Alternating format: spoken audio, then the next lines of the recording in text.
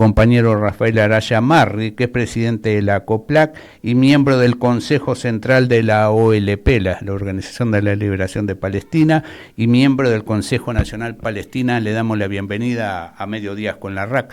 Hola Rafael, te saluda Emilio desde acá de La Matanza, ¿cómo estás? Emilio, es un placer saludarte y te agradezco mucho la invitación. ¿Cómo estás? Bien, bien, todo bien. Bueno, decime, ayer se cumplieron 2 años después de las acciones de Hamás en Israel, que desembocó todo esto, genocidio que está pasando al pueblo palestino. Ya transcurrieron 2 años de todo esto. Contanos a ver cuál es la situación. Mira, primero que nada, lamentar profundamente que esto haya durado 2 años, o esté durando ya 2 años. Es decir, cuando vemos una comunidad internacional que contempla un genocidio impasible, no me refiero a los pueblos del mundo que han sido categóricos en sus manifestaciones de solidaridad con Palestina, sino esencialmente a los gobiernos occidentales, que teniendo el poder de imponerle al Estado de Israel medidas coercitivas, sanciones y obligarlo a sentarse en una mesa de negociación, no han hecho absolutamente nada o prácticamente nada, salvo honrosas excepciones, como podemos pensar en lo que hizo el presidente Pedro Sánchez en España, que terminó de expulsar a toda la delegación diplomática israelí de España el día lunes, y actitudes de solidaridad. Se está votando mañana precisamente la sanción definitiva de España a la compra y venta de armas con el Estado de Israel. Es decir, son sanciones efectivas que, si esto fuera una sumatoria a la que se agregaran otros países, podría terminar rápidamente con el conflicto. Bueno, acá en América Latina te quiero decir que ha habido actitudes ejemplares, como es el gobierno de Colombia, de Gustavo Petro, que le fue a decir en las narices allá en Nueva York, en la Asamblea de la ONU, a Trump lo que pensaba y pidiendo lo que reclama gran parte de los pueblos del mundo. No, eso es absolutamente rescatable. Yo no lo menciono, no lo mencioné expresamente, porque me iba a referir a América Latina en particular. Pero lo que tú dices es absolutamente cierto, es decir, la valentía, el arrojo, el compromiso y la convicción con que el presidente Gustavo Petro está acometiendo la crítica al Estado de Israel realmente no tiene precio. Es decir, es muy valiente de su parte asumir con todo el poder que incluso el sionismo tiene dentro de Colombia, asumir esta confrontación, exigir, respaldar la denuncia ante la Corte Penal Internacional, tal como lo hizo Brasil, tal como lo hizo el presidente Boric en Chile. Son actitudes que tenemos que rescatar y resaltar, porque son los compromisos de gobiernos democráticos con una situación humanitaria que ya no da para más. Es decir, donde tenemos un mentiroso consuetudinario como es Benjamín Netanyahu, que jamás ha cumplido con su palabra empeñada, y creo que es el principal riesgo que corre la propuesta de cese al fuego ahora. Creo que asumir actitudes con esta valentía y con esta decisión y convicción, creo que enaltece el nombre de América Latina en todo el mundo. Yo me refería más bien a aquellos países poderosos. Claro, por ejemplo, pensando en que Israel canaliza el 63% de su comercio exterior con la Unión Europea, que la Unión Europea nunca haya puesto una sanción al Estado de Israel de suspender, por ejemplo, el Tratado de Libre Comercio, de exigir la etiquetación de todos los productos que se producen en los territorios palestinos ocupados y que salen exportados como hecho en Israel. Entonces es cuando menos una negligencia y una omisión francamente criminal. Es decir, cuando tenemos a una secretaria general de la Unión Europea como Ursula von der Leyen, nieta de un connotado oficial nazi en la Alemania de la guerra, que se niega a asumir medidas y sanciones contra Israel, ahora está aflojando un poco, pero se han demorado 2 años, Emilio. Se han tardado 2 años. Se han tardado 67.000 asesinados. Claro. Y además, Rafael, es como dice todo el mundo, es cierto, porque todo esto, hoy lo vemos todo el mundo, por el desarrollo tecnológico, por las redes, por esto y lo otro, que en el mundo, todo el mundo se sabe, conoce y se informa a ojos vista de cualquier ciudadano del mundo lo que está sucediendo en Palestina. absolutamente. O sea, es vergonzoso, por ejemplo, que en la Argentina la cuestión palestina-israelí no exista en las redes, salvo para hablar del 7 de octubre. Claro. Y colaborar con la victimización permanente del Estado de Israel, ¿no? Es decir, canales que consideramos progresistas, emisoras que consideramos progresistas, no dicen una palabra. Es decir, para mí es gratificante y francamente compensador que un columnista de la calidad que tiene, por ejemplo, Ari Lijalad o nuestro compañero Berkovich, que siendo judíos además se atrevan a expresar tanto en defensa de Palestina, es extremadamente meritorio. Pero yo no veo otros canales, o sea, por ejemplo, llevan a circular, los canales se pelean por llevar a Carlos Marlatón, que yo digo, es Mr. Jekyll y Mr. Hyde, es decir, un demócrata para la Argentina, pero un fascista defendiendo a Israel y el genocidio, y defendiendo a Netanyahu y todas las políticas del Estado de Israel. Y la gente no repara en esas cosas, ¿no? Claro. Entonces, ¿cómo conciliamos todo esto? ¿Cómo conciliamos todo esto, Emilio? Rafael, y vos decías, ahora está esta propuesta que viene desde el lado de Trump, que Trump, te vamos a decir, como vos decías, Israel hace todo esto porque tiene el sostén de la principal potencia del mundo, en el caso de Trump, ¿no? Que ha propuesto este plan de paz que lo está en el centro en Egipto, la negociación. ¿Cómo lo ves esto? ¿Qué posibilidades? ¿Qué garantías puede haber? Porque ya ha habido acuerdos anteriores que no los ha cumplido el gobierno de Israel. Entre otras cosas, la prolongación de esto que ya lleva 2 años se debe al incumplimiento de Israel del primer alto al fuego. Claro. Donde había 3 etapas y se cumplió solo la primera, que era el intercambio de rehenes, de rehenes israelíes por rehenes palestinos en las cárceles israelíes.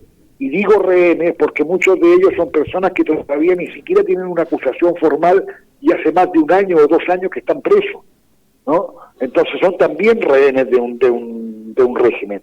Yo creo que esta propuesta de Donald Trump, es decir, no tenemos más remedio que darle la bienvenida de alguna manera apretando los dientes, porque no hay otra, no hay un plan B, Emilio. O sea, los países han sido incapaces de generar una segunda propuesta viable que contemple todas las aspiraciones palestinas, al menos en el plano de la discusión, para llevarla a una mesa de negociaciones, pero resulta que esto fue un acuerdo a puertas cerradas entre Trump y Netanyahu, que después le fue comunicado a los países árabes como Qatar, Jordania, Egipto, Arabia Saudita, Emiratos Árabes Unidos, pero que fue consensuado básicamente entre Trump y Netanyahu, pero para gran desagrado también, y en esto convengamos, para gran desagrado de Netanyahu y el enojo de Netanyahu, porque en el punto 20 de la propuesta de Trump dice que queda abierta con esto, si se cumplen las condiciones, para la creación de un Estado palestino. Se reconoce en la propuesta la existencia de un Estado, que niega siempre Netanyahu. Netanyahu públicamente, por supuesto, y esto le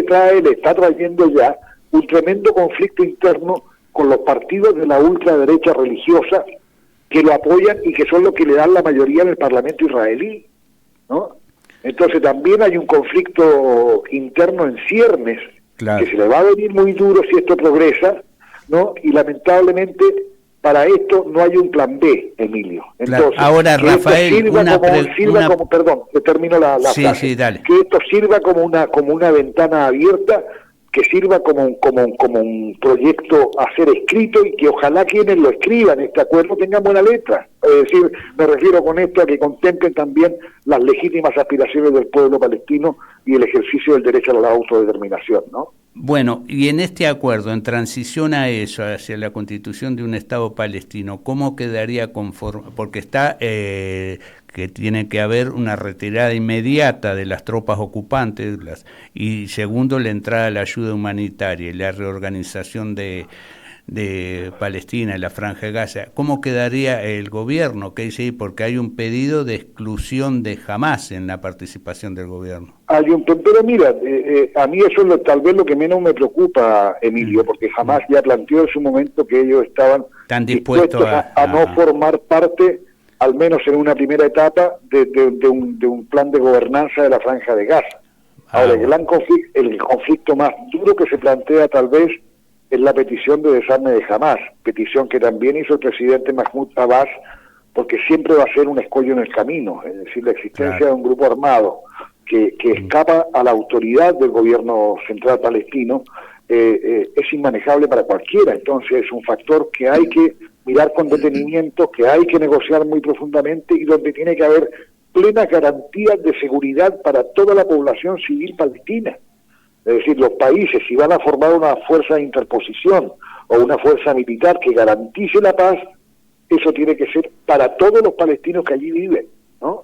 Entonces, inaugurar una nueva etapa, pero una nueva etapa que tenga como un horizonte excluyente la creación de un Estado palestino para poner fin a una lucha que ya lleva 75 años y que no tiene viso de ser resuelta en tanto y en cuanto las aspiraciones nacionales palestinas no sean cumplimentadas. Cuestión que la mayoría del mundo acuerda y demanda, porque en la última Naciones Unidas 142 países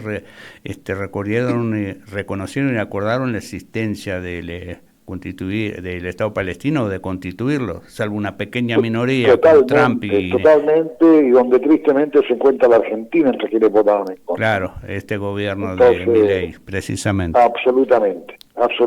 Entonces, yo creo que, mira, acá hay varios factores que han, porque si tú te acuerdas, el proyecto original de Trump era crear un grande resort de vacacionales, era crear casinos, era crear una infraestructura turística para supermillonarios del mundo. Sobre la base de expulsar a los palestinos. Exactamente, de despoblar Gaza de palestinos, ¿no? Claro. Pero comenzaron a sucederse hechos. Algo pasó en el camino, como dicen algunos, y eso tiene que ver, y ahí es donde incide la enorme solidaridad internacional de los pueblos, por una parte. Es decir, que en ciudades como Londres, Berlín y París, donde está por ley prohibida la exhibición de cualquier símbolo palestino, sea una bandera, un cufille, un pin, cualquier cosa, ¿no?, que se hayan producido las manifestaciones más grandes en Europa, no es un dato menor. Claro. Y esto obviamente actúa como un elemento de presión sobre los gobiernos. Ayer fue denunciada ante la Corte Penal Internacional Giorgia Meloni, primera ministra de Italia, por cómplice de genocidio. Claro. Es decir, cuando los pueblos actúan como un factor de presión sobre gobiernos insensibles o que caen en el inmovilismo y no hacen absolutamente nada. Y si a esto le sumamos lo que tú acabas de mencionar, la votación en la ONU y más el reconocimiento de 6, 7, 8 países europeos al Estado palestino, es decir, marca un cambio de escenario al cual ni los propios Estados Unidos puede abstraerse, Emilio. Entonces, esto cambió de alguna manera la base de discusión que impuso Trump para hacer este plan de paz, y ya no se habló más de crear grandes complejos turísticos en Gaza. Claro. Entonces, es decir, la fuerza de los pueblos también ejerce presión y condiciona la actitud de los gobiernos, ¿no? Sí, ha sido admirable. Yo leía que ahora lo que sucede en Italia, donde la clase obrera está participando con el boicot, con expulsión de barcos, con paro, incluso ahora el 14 está convocado un paro nacional de estudiantes y pidiéndole a la central obrera que haga un paro general, porque tiene un paro de 2 horas, en solidaridad con Palestina. Claro, bueno, vimos ahí que los trabajadores portuarios de Génova se han negado a cargar o descargar buques que vienen o van hacia Israel, ¿no? Entonces, ya hubo una jornada de paro nacional el viernes pasado que fue arrolladora. Hemos visto las manifestaciones en Madrid, y ahora atentos al 11 y al 12, que creo que son sábado y domingo, porque hay convocadas marchas de nuevo en todo el mundo, a nivel planetario. El efecto que tuvo además la flotilla Sumut, que fue capturada por el ejército israelí, donde estaba esta chica Greta Thunberg, que al principio parecía una simple activista ambiental, ecológica, claro, ¿no?, ambiental. Mira lo que se transformó en un verdadero símbolo de una lucha de resistencia por los derechos del pueblo palestino, y que está dispuesta a ir en otro viaje, según su propia palabra, en una flotilla hasta romper el bloqueo. Entonces, cuando se sigue convocando por Palestina, también nos marca una cosa que no es menor, Emilio. En medio del dolor, en medio del sufrimiento, en medio de la imposición de este genocidio, la gran batalla comunicacional la hemos ganado los palestinos, gracias a la infinita solidaridad de los pueblos del mundo, que nos ha permitido seguir las acciones del genocidio en vivo, de poder denunciar, de poder estar en contacto con los periodistas palestinos en Gaza, y que eso se transmita al resto del mundo sin filtros, que es lo más importante. Claro. Porque durante demasiados años teníamos la información, la recibíamos ya elaborada y predigerida por las grandes agencias internacionales de noticias, que siempre estuvieron sesgadas frente a la cuestión palestina. Hoy el escenario es distinto, ¿no? Claro. Bueno, Rafael, ojalá sea así, esperemos a ver qué pasa con este plan, que como vos decís no hay más remedio porque no hay plan B, acá es esto, o si no el exterminio, claro, para que se abra una ventana que dé posibilidades de reorganizar Palestina, de que termine el sufrimiento y este genocidio del pueblo, que va a llevar mucho, ¿no?, reconstituir todo esto. Sin duda, cuando se ha destruido el 80% de toda la infraestructura en Gaza, no va a ser un trabajo fácil, obviamente. Ahí va.